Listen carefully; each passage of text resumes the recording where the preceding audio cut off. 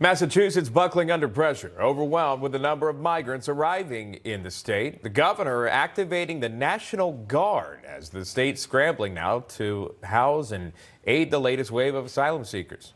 The situation got some national attention last year when Florida governor and now candidate for president Ron DeSantis flew a group of migrants to the upscale Martha's Vineyard neighborhood. They spent roughly 24 hours there before then relocating. With us now, Ryan Fattman is a Massachusetts state senator. Peter Durant is a Massachusetts state representative. Gentlemen, welcome. And thanks so much for coming out and joining us today.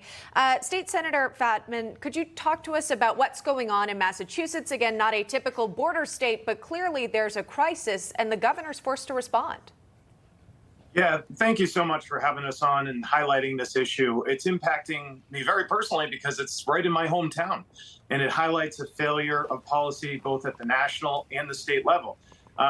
When, as you referenced, Governor DeSantis sent migrants to Martha's Vineyard, our governor, Governor Healy, was very critical of that.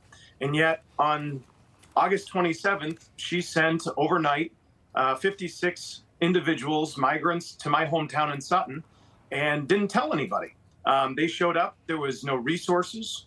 There was no management team from state government to help facilitate their welcoming into the community. And we had 7-month-olds, 21 children. Even worse than this, there was no due diligence done at the local hotel, which the local police department has designated a dangerous zone. There was 2 level 3 sex offenders living there at one point, and the own executive office of public safety in the Healy administration sent 2 letters to this hotel saying that their 911 system was out of date and was endangering their employees, their guests, and the general public. So if we're going to institute some humane policies when it comes to trying to help people, let's at least put them somewhere safe. But this is a failure of state and national policy, and we got to do a lot better. We want to show this, too, in terms of what the state senator was speaking about. State Rep Durant, if I could, protesters were really out in force over the weekend outside the Yarmouth Resort Hotel there, where the state is hoping to set aside 100 units specifically for migrant families.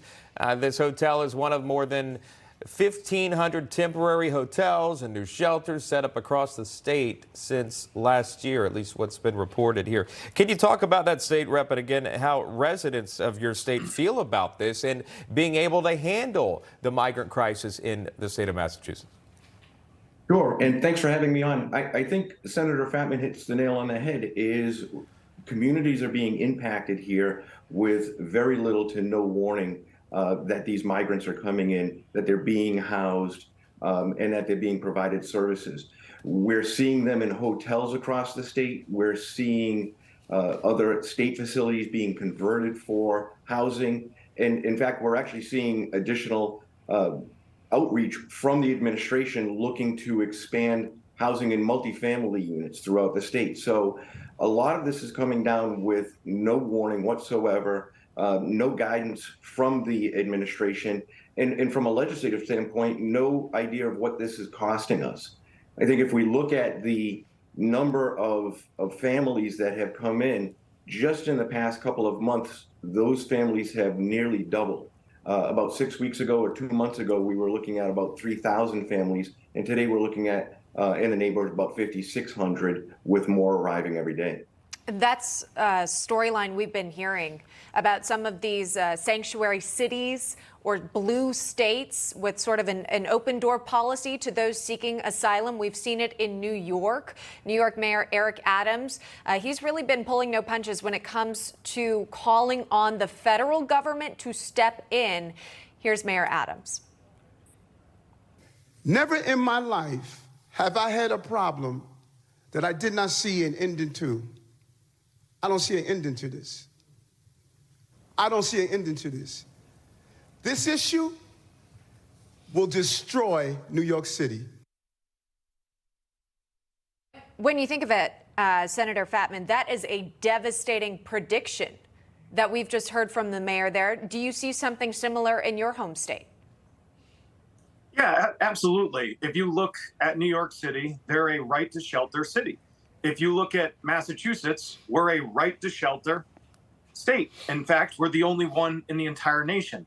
A law that was passed in 1983 and modified in 1991 that took out a residency requirement saying that if you were coming and you had a family situation with children, you had a right to shelter as long as you were willing to be here legally and permanently.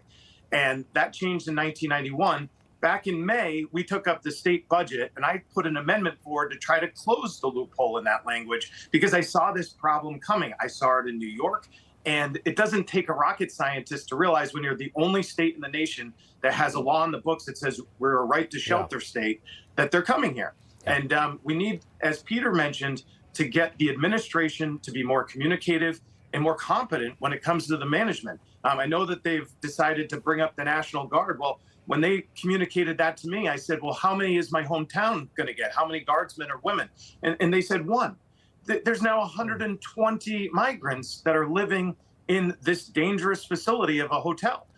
It's unacceptable. It's hypocrisy at its finest, and it's a failure in policy, and we've got to have change. Look, not to mention a lot of these urban areas already are dealing with a homeless crisis. The Americans that are homeless here. Now you're adding this to this crisis to the pile there.